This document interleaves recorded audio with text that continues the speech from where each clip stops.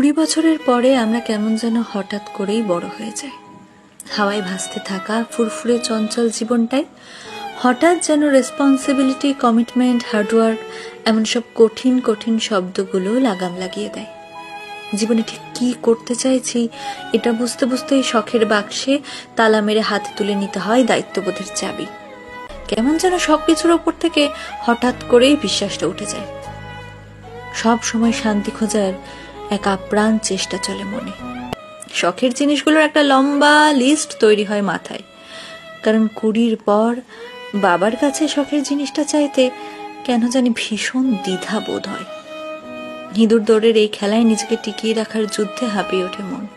ছোটবেলায় বড় হতে চাইতাম, এখন বড় হয়ে গিয়েও মনটা কেমন যেন সেই ছোট্ট আমিটাকে খুঁজে বেড়ায়।